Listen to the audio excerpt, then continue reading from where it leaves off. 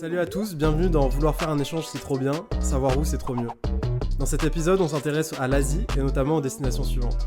Indonésie, Chennai, en Inde. Corée du Sud, Azerbaïdjan, Taïwan, Philippines, en Australie, Alors avec Axel, on a interviewé Martin, Rémi, Oriane, Maxime, Émeric, Clément. Kathleen. Pour débuter, est-ce que tu aurais quelque chose à nous partager, une anecdote insolite par exemple? Alors, je suis parti dans la province de Toraja, donc c'est sur l'île de Sulawesi en Indonésie. Donc moi j'étais basé à Jakarta, donc c'est à 3 heures de vol de Jakarta. Et ensuite on devait prendre 10 heures de bus, c'était le seul moyen pour y aller dans cette province. Donc les routes étaient assez fragmentées, on va dire. Le voyage était un peu difficile, même si les bus étaient confortables. Donc après ces 13 heures de voyage, donc en tout, on est arrivé à notre hôtel et puis le lendemain, il y avait des cérémonies funéraires. Donc là-bas, il y a quand même un business qui tourne autour de ça. Et on a vu des sacrifices d'animaux. Mais il y a aussi un rite tout particulier qui s'appelle Manene. Et en fait, c'est chaque année, ils rendent hommage aux morts. La population locale, ils déterrent les morts. Ils déterrent les morts et ils les habillent pour leur rendre hommage. Donc ça, on a vu ça en vrai, donc c'était assez impressionnant. C'était carrément incroyable parce qu'on arrive dans un pays tout nouveau. On avait un guide qui s'appelait Anis, qui était très gentil et, euh, et qui nous a bien expliqué, en fait, c'était une culture animiste, etc. Il y avait tout un tas de coutumes. Tu aurais un point positif, un point négatif sur ton université? Donc, moi, j'étais à Universitas Pertamina, donc à Jakarta, dans le quartier Selatan. Ce que j'ai aimé dans l'université, c'est l'accueil. Vraiment, on a eu un accueil parce qu'ils avaient peu d'internationaux. Mais justement, ce qui nous a déplu au début, c'était le problème qu'en fait, on était les seuls internationaux. Donc, on était 3 Français. Mais au final, en fait, au début, on était un peu perturbés parce qu'on pensait retrouver d'autres internationaux. Et ça nous a fait un petit choc. Mais c'est passé très vite. En fait, on s'est accoutumé à la culture, on s'est fait des amis. Et au final, après, on s'est bien intégré à la culture. Mais au début, c'était la chose qui m'a perturbé. Et tu dirais quoi aux gens qui veulent partir là-bas? Alors, un petit tips dans ces pays-là, les applications que j'utilisais au quotidien, c'était Grab et Gojek, c'est l'équivalent de Uber. Les déplacements, ça vaut rien. On allait tous les jours à l'université en scooter ou en voiture. Ça valait l'équivalent de moins d'1 euro. Donc ça, c'est vraiment le côté pratique. Les trajets valaient moins d'1 euro, c'est vraiment le côté pratique. Alors enfin, est-ce que tu peux nous expliquer pourquoi tu es parti là-bas, enfin ton choix, comment ça s'est amené? Dis-nous tout. Alors, lors de l'amphi des départs en Indonésie, moi j'étais classé 300 et en fait je voulais partir avec un ami qui était classé 180. Il n'avait pas ce qu'il voulait quand il était à son tour. Du coup, il s'est déclassé pour être juste devant moi. Donc au niveau des places 300, je ne sais plus exactement. Et il restait 2 places en Indonésie. C'était une destination qu'on avait évoquée. C'était même notre première destination. Et du coup, on a choisi d'aller là-bas. Il restait 2 places à l'année. Et voilà. Alors pour commencer, est-ce que tu peux nous donner, s'il te plaît, une anecdote drôle ou insolite ou marquante, ce que tu veux? Du coup, anecdote, Sri Lanka, février 2020. Donc, on a loué un tuk-tuk. Donc, on avait carrément les permis de conduire locaux. Donc, avec notre permis de conduire qu'on avait fait à $30. Ensuite, on avait l'assurance du tuk-tuk. On avait la carte grise du véhicule. Et puis, on se baladait comme ça. On sillonnait toutes les plantations de thé, les spots de surf et tout ça avec le tuk-tuk. Donc, c'est une liberté totale. Tu peux aller où tu veux, quand tu veux. Et on a fait une petite bêtise, c'est qu'on a fait un drift en fait sur le sable. Et quand tu fais un drift avec le tuk-tuk, et ben, il va sur ses 2 roues à gauche. Et en fait, on a retourné le tuk-tuk complètement. On s'est retrouvé, en fait, on a éraflé tout le rétroviseur explosé, tout le côté gauche du tuk-tuk explosé, la capote complètement déchirée du tuk-tuk, etc. Et du coup, on s'est retrouvé à avoir un petit call avec l'assurance. Et heureusement, nous avions pris une assurance. Et du coup, nous n'avions eu aucun frais à avancer. Bon, voilà, petite anecdote pour dire que c'est sympa. On peut peut-être, c'est très sympa de louer un tuk-tuk dans ces pays-là. Ok, ouais, on comprend un peu plus du coup comment marche le pays. Mais j'aimerais bien savoir ce que tu as pensé de ton université, les cours c'était comment, enfin si tu avais des cours. Et voilà, c'était quoi ton échange là-bas, une semaine? J'ai du coup étudié au collège Stella Maris de Chennai. Donc, il faut savoir déjà que c'est un collège de Nana, donc avec 5000 filles. Et nous étions 2 garçons, moi-même et mon coloc, donc 2500 filles chacune. Non, non, tout ça pour dire que voilà, donc collège de filles, des professeurs très attentionnés de voir des garçons dans leur école, bien évidemment. Toutes les filles aussi très attentionnées et toujours là pour nous aider, etc. Des formats de cours à l'indienne, donc vraiment, tu es assis sur une chaise et puis tu écoutes la professeure pendant. C'est pas très interactif, malheureusement. C'est ce que j'ai regretté, que ce soit pas très interactif et que ce soit vraiment fixé derrière une table. Mais sinon, une très large palette de choix de cours. Donc, on pouvait choisir pas mal de cours qu'on voulait et du coup, nous organiser en fonction de ça pour éventuellement faire des petits voyages. Alors maintenant, si tu avais un conseil, un petit tips, voilà, à savoir pour les étudiants qui seraient intéressés par ta destination, ça serait quoi? Euh, un petit conseil, c'est de te préparer psychologiquement pour l'Inde. Parce que quand tu arrives en Inde, en fait, vraiment, déjà, je te conseille vivement de partir 1 an, parce que 6 mois, tu n'as pas vraiment l'impression, enfin, t'as pas vraiment une immersion totale, tu arrives vite au bout. Et préparer psychologiquement, parce que l'Inde, c'est soit tu adores, soit tu détestes. Et j'ai vraiment, vraiment décidé d'adorer. Et j'ai passé vraiment la meilleure année de ma vie. Et pareil pour les filles, hein. Certes, il y a la place de la femme qui est très. Il y a beaucoup de préjugés sur place, etc. en Inde, mais je connais énormément de filles qui ont surkiffé leur année en Inde aussi, et il ne faut pas avoir peur de se lancer aussi. Et, et puis voilà, j'ai passé 10 mois à voyager, notamment un petit conseil, c'est une application qui s'appelle Couchsurfing, où tu peux dormir chez les gens gratuitement en échange de devenir pote avec le mec. Et les Indiens, ils t'accueillent comme des dieux, donc. Ça, c'est incroyable. Et donc enfin, j'aimerais savoir pourquoi ton pays, pourquoi tu as choisi ce pays par rapport aux autres? Ou bien pourquoi cette ville de destination? Pourquoi Chennai? Parce que le sud, le soleil, bon, il y a du soleil partout en Inde, la mer, etc. Et aussi, le sud de l'Inde est très traditionnel. Donc, très, très traditionnel, alors que le nord de l'Inde va être plus occidentalisé. Donc, pour un choc de culture encore plus fou, vraiment, le sud de l'Inde, je le conseille vivement. Après, Bangalore, Chennai, Mumbai, c'est 3 villes exceptionnelles. Et pourquoi l'Inde en Asie et pas d'autres pays? Parce que l'Inde, c'est gigantesque. Dans l'Inde, tu as absolument, enfin, t'as presque 20 pays. Si tu veux aller faire la fête, tu vas à Goa. Si tu veux aller dans la jungle, tu vas dans le nord de l'Inde, à côté de la Birmanie. Il y a des petits pays, c'est vraiment en Inde. Si tu veux aller faire des treks, tu vas dans l'Himalaya, au nord de l'Inde. Si tu veux aller faire des plantations de thé, tu vas dans le sud. Dans le désert, tu vas au Rajasthan. Et puis, il y a à peu près 1000 dialectes, 1000 langues. Ça veut dire quoi? Ça veut dire une vingtaine de religions. Ça veut dire chaque pays sa religion, sa langue. Et donc vraiment un pays avec plein de pays dedans. C'est extraordinaire.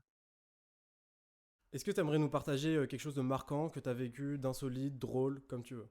Alors, nous, on a fait plusieurs voyages avec des potes quand on est parti du coup en Corée. Et en fait, une fois, on avait réservé un voyage et j'avais précisément réservé un hôtel sur Booking. On avait pris le moins cher possible parce que voilà, hein, étudiant, budget serré oblige. Et en arrivant là-bas, c'est vrai qu'on est arrivé en groupe de potes. Et bon, la dame, on a trouvé qu'à l'accueil, effectivement, elle nous regardait un petit peu bizarre. Mais bon, c'est pas trop, enfin, rien ne nous a choqués. Et du coup, on est monté dans les chambres et on a vite compris qu'on était dans une genre de maison close plutôt qu'un hôtel. Donc voilà, c'était une expérience assez drôle. Nous avons dormi dans une maison close lorsque j'étais en Corée. Tu aurais un point positif, un point négatif sur ton université? Donc moi, j'étais à Aju University, c'était à Suwon. C'est à 30 minutes à peu près de Séoul. Ce que j'ai trop kiffé à l'université, c'était mon dormitory. C'est là où j'ai rencontré tous mes potes. Et clairement, si je conseille quelque chose aux gens qui partent dans cette université, c'est clairement de prendre ce dormitory-là parce que c'est vraiment là-bas que je me suis fait tous mes potes et qu'on se rencontrait tous là-bas. Le dortoir était mixte. Il y avait des étages séparés, mais du coup, on était tous vraiment au même endroit. Et après, ce que j'ai peut-être moins kiffé, c'est certains cours. En fait, je me suis rendu compte que les Coréens, malgré l'image qu'on peut avoir d'eux, où ils sont hyper travailleurs et tout ça, c'est qu'en fait, ils en foutaient pas vraiment une. Du coup, dans les cours, nous, les étudiants exchange, on en faisait beaucoup plus qu'eux. Donc ça m'a un peu... Enfin, voilà, les cours. Après, au niveau du pays, moi, si j'avais pu choisir, je pense que j'aurais choisi plutôt une université à Séoul.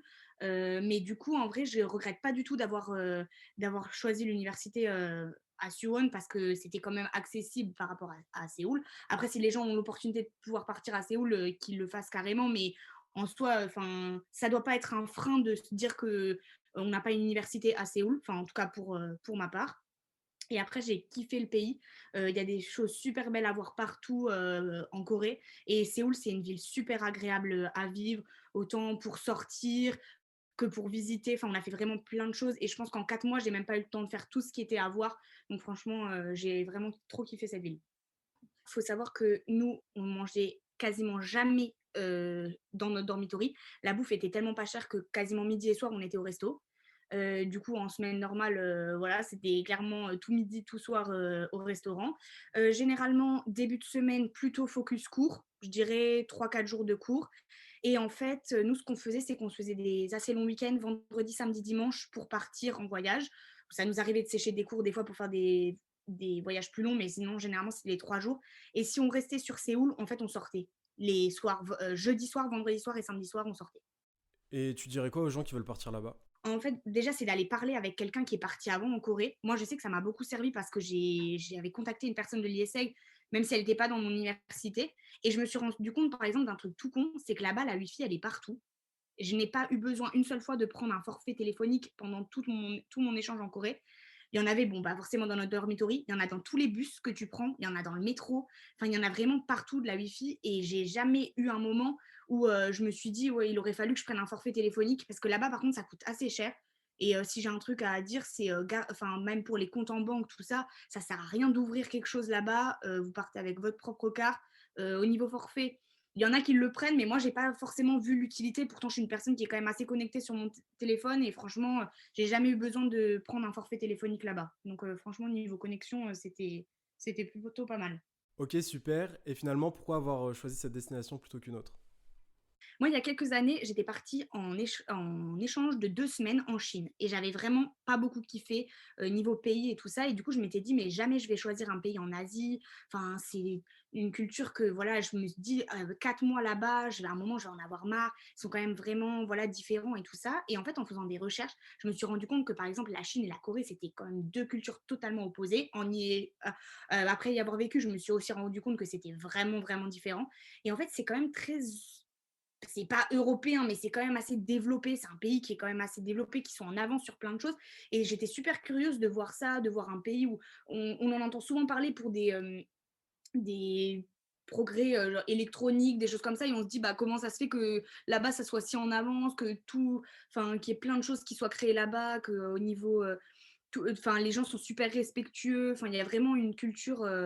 Voilà, après, il y a aussi toute la culture K-pop. Voilà, les gens, moi, ça, je suis pas partie là pour ça, mais il y a aussi ce côté-là, du coup. Voilà. Et par rapport à la ville, comme je disais avant, si j'avais eu le choix avec mon classement, j'aurais probablement choisi une ville une université à Séoul. Mais du coup, moi, j'ai choisi Suwon parce que c'était avec mon classement l'université qui me restait en Corée du Sud. Mais vraiment, j'ai zéro regret parce que c'était pas loin du tout et que c'était facilement accessible en transport en commun. Alors, est-ce que tu pourrais nous raconter une anecdote, qu'elle soit insolite, marquante, ce que tu veux, un petit truc pour commencer? Tac. Donc, moi, du coup, j'étais à Bakou. Et à Bakou, ce que j'avais vraiment marqué, c'était la grande liberté qu'on avait. On pouvait quasiment tout faire. Il n'y avait pas trop de limites parce que la vie est déjà un petit peu moins chère qu'en France. Et puis parce que tout est à proximité. Et je pense que ce qui résume assez bien, c'est que avec le Covid, on n'a pas pu partir à l'étranger. Par contre, on a pu, par exemple, aller faire du ski. Et quand on a eu l'idée, en fait, on s'est retrouvé à prendre un minibus pour seulement 4 petits Français pour aller aussi faire du ski dans les montagnes d'Azerbaïdjan, mais on a vu des choses mais complètement insolites, hein. Une ville juive, des choses qu'on ne voit pas en France, pas du tout, et qu'on ne nous raconte pas quand on va là-bas. Donc je pense que ça résumait assez bien, parce qu'avec le Covid, tout était fermé dehors, mais à l'intérieur, on faisait tout ce qu'on voulait. Donc on avait un minibus pour 4 et on était dans une station vide, toute moderne, tous les services, et c'était fantastique. Du coup, si vous aimez le sport ou la liberté, je pense que c'est top. Voilà, voilà. Ok, bah du coup, maintenant j'aimerais bien en savoir un peu plus sur ton université. Qu'est-ce que t'en as pensé? J'ai étudié à Ada University, donc à Bakou, qui est la plus grande université donc de Bakou. Donc, ce que j'ai vraiment apprécié là-bas, c'est que c'était, je pense, l'université ou l'école la plus incroyable que je n'ai jamais vue.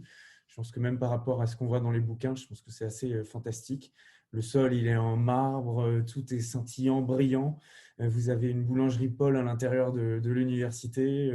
Un zoo, il y a un zoo dans le parc, vous avez des flamants roses, c'est absolument n'importe quoi. Mais c'est fantastique. Et quand on nous emmène la première fois là-dedans, au milieu d'un pays plutôt gris, moi j'étais parti en janvier, donc il ne faisait pas beau du tout, on nous balade dans le parc et on s'est dit, mais c'est fantastique, quoi. Donc vous allez adorer passer beaucoup de temps à l'université, bizarrement. Les profs sont géniaux, ils sont vraiment de très très grande qualité et internationaux, donc ça donne plein de trucs un peu différents.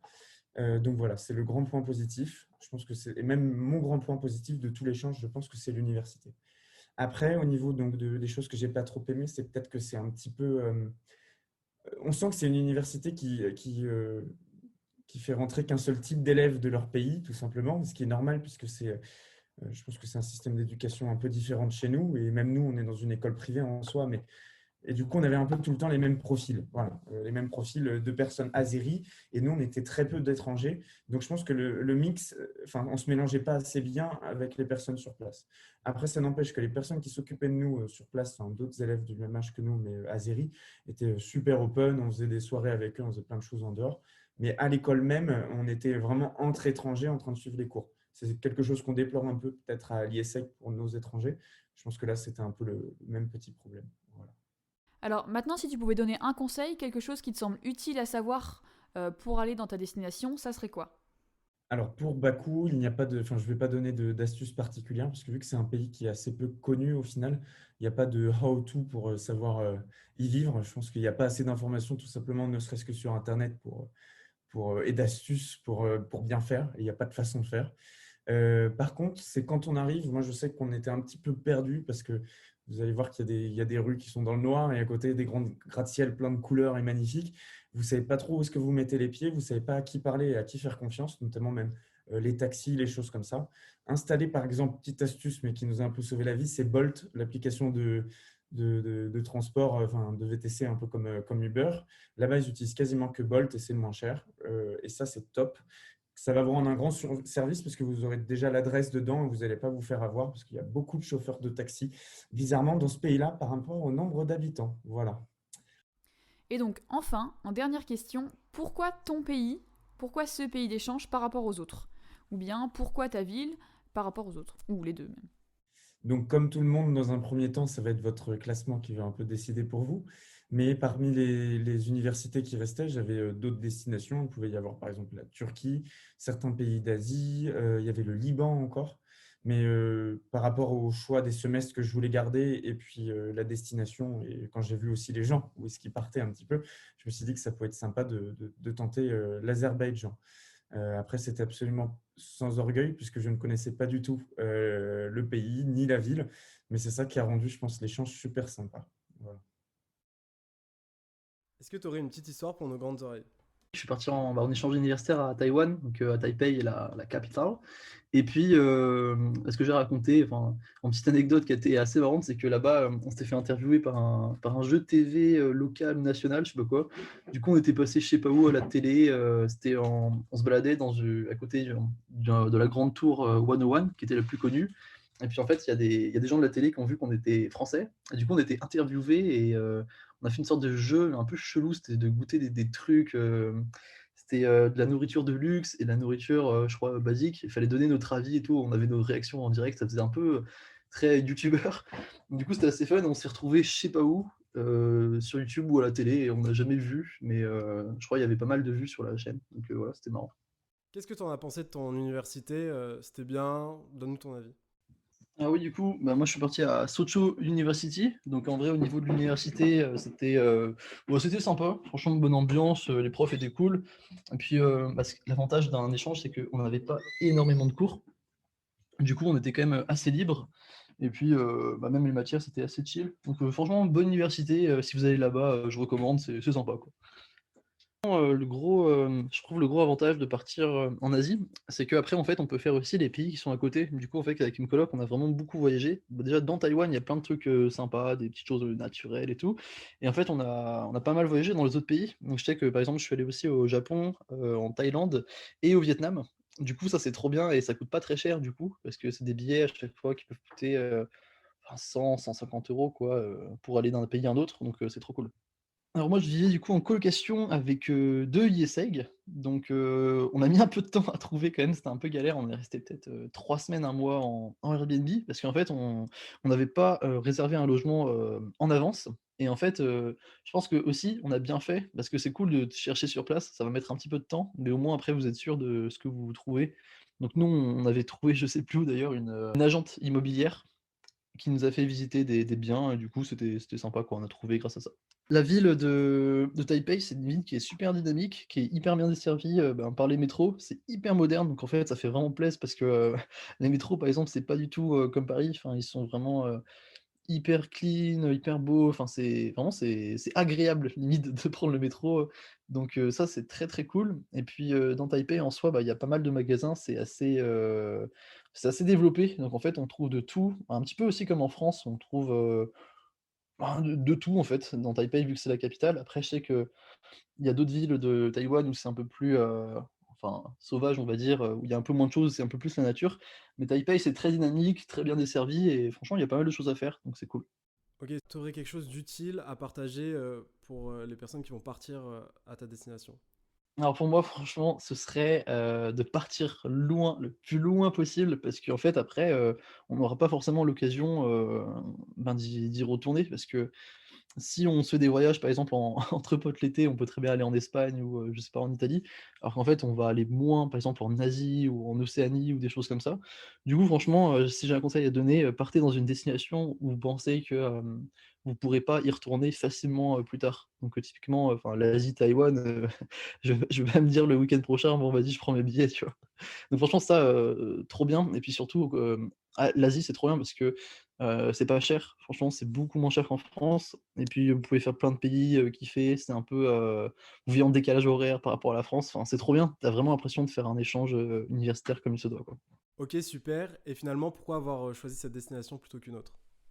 Alors, Taïwan est un pôle technologique dynamique. Non, je rigole. Non, en fait, enfin oui déjà, enfin ça c'est le truc que tu dis pour le CV, mais ce qui est en partie vrai aussi, hein. Mais sinon, en fait, moi je voulais vraiment partir en Asie parce que, j'étais déjà allé une fois il y a longtemps, j'avais eu la chance de partir, en Taïwan, en Taïwan, en Thaïlande, c'était, lors d'une colo et en fait j'avais tellement kiffé que je me suis dit: «Bon vas-y, faut absolument que je reparte en Asie» et puis, j'avais déjà parlé à des gens qui étaient partis, pardon, à Taïwan, et qui avaient vraiment, vraiment adoré, puis surtout la possibilité, comme j'ai dit juste avant, de faire des voyages, à gauche, à droite, d'être libre, que ce soit pas cher. Enfin, franchement, l'Asie, les gens sont hyper gentils, c'est propre, enfin, c'est vraiment un gros moment de bonheur d'aller là-bas, quoi. Alors, est-ce que tu peux nous donner une anecdote drôle ou marquante ou qui représente le pays, voilà, pour commencer? Qui représente le pays. Bah, par exemple, mon premier voyage, on est parti en bus et dans un truc hyper local, petit village et tout. Et on parlait à une famille et tout ça. Et premier truc qu'elle me dit, la maman, c'est qu'en fait, j'étais le premier blanc qu'elle voyait en fait. Donc il y a eu un grand moment d'émotion et tout ça. Et ça m'a vraiment mis dans le bain des Philippines, quoi. Ok, bah du coup, maintenant j'aimerais bien en savoir un peu plus sur ton université, qu'est-ce que t'en as pensé, et puis après, t'enchaînes sur c'était quoi une semaine type dans ta destination d'échange, voilà. Donc du coup, comme je vous ai dit, je suis parti à Ateneo de Manila. Donc c'est la première université des Philippines, donc la plus grosse. Campus très américain, plein d'assauts et tout ça. Un club inter qui t'accueille super bien, qui fait plein de soirées et tout. Donc ça, c'est vraiment cool pour t'intégrer et découvrir les exchanges. Après, concernant les cours, en fait, pour choisir tes cours, ça se passe sur Shotgun. Donc du coup, il faut shotgun tes cours et du coup, ça c'est un peu négatif des fois parce que tu peux shotgun un cours de première année et en même temps derrière un cours de master. Donc du coup, ça faut vraiment préparer le truc et voir un peu qu'est-ce que tu veux concrètement comme cours. Mais sinon, ça s'organisait hyper bien. Souvent, quand tu t'organises bien, tu as tes cours entre le mardi et le jeudi. Donc, tu as à peu près, je sais plus, 12 ou 15 heures de cours, un truc comme ça. Et donc, du coup, nous, ce qu'on faisait souvent, c'est que voilà, on restait à Manille du mardi au jeudi. Et le jeudi soir, on partait en voyage, du coup, jusqu'au lundi. Donc, on avait quand même un bon 4 jours de vacances, quoi, par semaine. Du coup, mon logement, moi, je l'ai eu par des anciens étudiants de l'ISEG. Et d'ailleurs, presque tous les étudiants de l'ISEG vont là-bas. Donc, ça s'appelle la Dream Team House. Et en fait, c'est 4 maisons. Dans chaque maison, il y a 5 étudiants. Et en fait, après, ça fait une résidence. Et du coup, c'est hyper convivial. C'est que des jeunes. Il y avait quoi? Il y avait des Espagnols, des Anglais, des Français. Et c'est aussi un peu le repère des Philippins aussi, parce que du coup, c'est à chaque fois là où il y a des soirées et tout ça. Donc, Franchement, bien, clean, le mec est super sympa et c'est 200 € par mois, je crois. Donc, franchement, clean et je recommande à mort. Alors, du coup, en fait, on faisait un peu des deux parce qu'il y avait beaucoup du coup, de voyages organisés par le Club Inter. Donc, du coup, qui nous emmenait un peu dans les trucs touristiques et enfin, les trucs à voir des Philippines, quoi. Et il y avait aussi, nous, on partait des fois de par nous-mêmes, donc c'est très facile aussi, hein. Et là, du coup, on allait plus dans les trucs locaux, les petits villages, les petits trucs un peu perdus au fin fond de la nature, quoi. Donc, du coup, on a fait un peu des deux. On a quand même vu ce qu'il y avait à voir aux Philippines. Et après, on est parti aussi dans les trucs un peu plus locaux, comme je vous ai dit tout à l'heure avec la petite anecdote.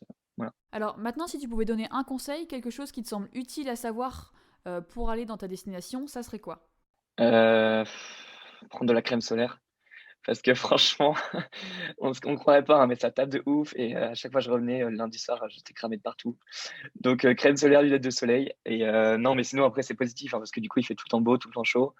Il fait pas trop chaud non plus. C'est pas l'humidité de la Thaïlande ou quoi. Genre, c'est plus beau et sec. Donc, ça, c'est hyper cool. Et le temps, parfait, quoi. Si vous voulez des vacances au soleil, partez aux Philippines. Et donc enfin, j'aimerais savoir pourquoi ton pays, pourquoi tu as choisi ce pays par rapport aux autres? Ou bien pourquoi cette ville de destination? Je suis parti à Manille. Donc, après, du coup, c'est la seule ville où on peut faire un échange. Il y a 2 universités. Après, pourquoi mon université? Déjà, c'était la meilleure. Et après, c'est celle qu'on m'avait recommandée. Donc, voilà pourquoi. Et après, pourquoi les Philippines? Alors, je voulais l'Asie et je voulais un pays que j'avais jamais fait. Et honnêtement, je ne regrette pas du tout parce que c'est pas touristique du tout. Enfin, je veux dire, comparé à la Thaïlande, où c'est très touristique et tout ça, là, il y a plein d'endroits où c'est pas touristique, où c'est des paysages à perte de vue, des trucs hyper préservés. Et donc, hyper facile à voyager aussi, pas cher. Tu peux prendre des billets d'avion aller-retour pour 20 €. Et franchement, top, quoi. C'est une population hyper différente, hyper accueillante. Franchement, c'est les personnes que j'ai rencontrées les plus chaleureuses au monde. Enfin, chaque fois que tu arrives, tu es un peu le king de la soirée, quoi. Mais non, franchement, top. Je recommanderais de ouf. Et voilà, enfin, si vous voulez un truc qui change de l'ordinaire, un truc qui vous change de la France et tout ça, et en même temps, c'est hyper safe aussi. Parti au début, j'avais beaucoup d'a priori parce qu'on m'a toujours dit les Philippines, ça craint et tout. Et franchement, pour être honnête, je n'ai jamais ressenti une insécurité. Les gens sont hyper safe. Dès que tu as un problème, ils viennent te voir, ils viennent t'aider. Enfin, des fois, je rentrais de soirée et tout, ils viennent m'aider aussi pour prendre un taxi, enfin, pour prendre plein de trucs. Et non, j'ai ressenti aucune insécurité, aucun truc. Après, il y a des endroits où il faut pas aller et voilà, c'est recommandé par le gouvernement et tout ça. Donc, on n'est pas allé. Mais en tout cas, tous les endroits où je suis allé, même dans les fins fonds du village ou quoi, aucune insécurité. Est-ce que tu aimerais nous partager quelque chose de marquant que tu as vécu, d'insolite, drôle, comme tu veux? Du coup, une anecdote surtout marquante pour moi, ça a été mon premier onsen. Au Japon, les onsen et les sento, c'est les bains chauds où tout le monde est nu et c'est vraiment un truc que tout le monde fait là-bas en sortant des cours, en sortant du taf avec les collègues et tout. Et mon premier onsen, c'était à Kawaguchiko, au pied du mont Fuji. C'était vraiment très beau et c'est vrai que les premières minutes où on se retrouve nu avec plein de Japonais, il y a un petit moment de flottement, mais c'est vraiment à partir de là que je me suis senti à l'aise là-bas parce que on faisait ce que faisait tout le monde, quoi. Qu'est-ce que tu en as pensé de ton université? C'était bien? Donne-nous ton avis. Du coup, j'ai étudié à Waseda University. Le campus est top, même si on a eu cours à distance. Les cours sont vraiment très intéressants parce qu'ils rentrent beaucoup en profondeur, mais du coup, ça demande une lourde charge de travail, quoi. Et donc, si notre but, c'est vraiment faire que voyager et pas trop taffer, plutôt peut-être viser une autre université. Et sinon, ça serait quoi ton meilleur conseil pour les gens qui veulent partir à ta destination? Alors, sans hésiter, ça va être télécharger en hors ligne des cartes Google Maps. Parce que le Japon et Tokyo, c'est une fourmilière. Les rues, en fait, n'ont pas de nom. C'est vraiment galère pour s'y retrouver. Et en fait, sur Google Maps, on peut télécharger des morceaux de cartes à l'avance. Et ça, c'est vraiment très utile. Ok, super. Et finalement, pourquoi avoir choisi cette destination plutôt qu'une autre?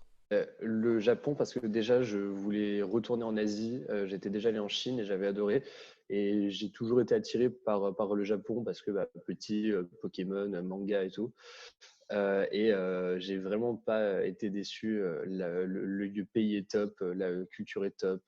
On s'y sent bien. Il y a une vraie qualité de vie. Donc, je conseille vraiment vivement le Japon, quoi. Et voilà, c'est déjà la fin, mais j'espère que cette vidéo t'a plu. Pose tes questions en commentaire, partage pour aider tes potes, et surtout, n'hésite pas à regarder nos autres vidéos pour peut-être tomber sur LA destination de tes rêves. Et voilà, c'est déjà la fin, mais j'espère que cette vidéo t'a plu. Pose tes questions en commentaire, partage pour aider tes potes, et surtout, n'hésite pas à regarder nos autres vidéos pour peut-être tomber sur LA destination de tes rêves.